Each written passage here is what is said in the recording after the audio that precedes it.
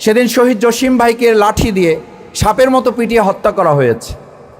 এই অমানবিক চিত্র তো আমরা সবাই বলেছিলাম এটা ওই দিন শেষ হয়ে যাওয়ার কথা। ওই দিন তো 4 দলীয় জোট ছিল, তাহলে আজকে তো প্রশ্ন হওয়া উচিত 4 দলীয় জোট যদি হয় সেই জোট সরকারের শেষ ক্ষমতা হস্তান্তরের দিন শুধুমাত্র জামাত ইসলামী এবং ছাত্র শিবিরকে টার্গেট করে, আওয়ামী লীগ আমাদেরকে টার্গেট করে কেন আমাদের বিরুদ্ধে সেদিন মাঠে নেমেছিল?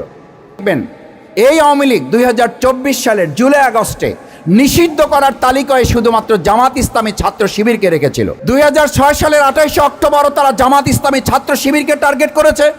2024 সালের জুলাই আগস্টে শুধুমাত্র জামাত ইসলামী ছাত্র শিবিরকে টার্গেট করেছে। এর দ্বারা প্রমাণিত হয় বাংলাদেশের দেশপ্রেমিক দল হিসাবে, জনগণের সংগঠন হিসাবে জামাত ইসলামী ছাত্র শিবিরকেই শুধুমাত্র তারা শক্তিশালী প্রতিপক্ষ মনে করেছে বলেই আমাদেরকে তারা টার্গেট করেছিল। সেই জন্য আধিপত্যবাদের বিরুদ্ধে মাথা উঁচু করে দাঁড়িয়ে থাকা এই সংগঠন জামাত ইসলাম এবং ছাত্র শিবিরকে যদি শেষ করে দেওয়া যায়, তাহলে আধিপত্যবাদ এবং ফেসিবাদরা মনে করে তারা তাদের মতো এই বাংলাদেশকে আবার ফেসিবাদ এবং আধিপত্যবাদের দিকে নিয়ে যেতে পারবে।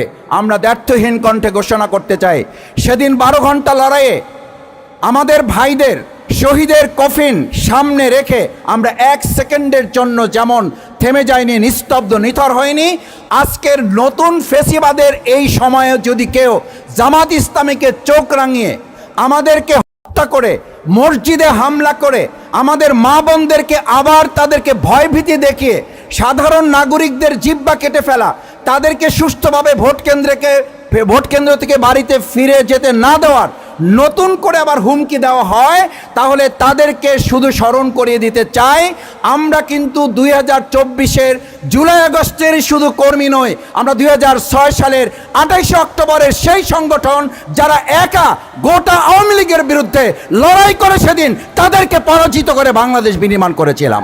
আসুন সম্মানিত ভাই এবং বন্ধুগণ, সেই আওয়ামী লীগ ফ্যাসিবাদের নতুন পদধ্বনিতে যারা বাতাস দিচ্ছেন, যারা মনে করেন আওয়ামী লীগ আবার ফিরে আসবে, যারা মনে করেন ইনক্লুসিভ নির্বাচনের জন্য সবাই মিলে অংশগ্রহণ করা দরকার, সেদিনও কিন্তু জামাত ইসলামী ছাত্র শিবিরের 2006 সালে 28 অক্টোবরের এই পল্টনের মাঠে এবং সারা বাংলাদেশে আমাদের পাশে দেশবাসী ছাড়া অন্য কাউকে আমরা পাই নাই। সেদিনও প্রশাসনকে ফোন করে পাওয়া যায় নাই।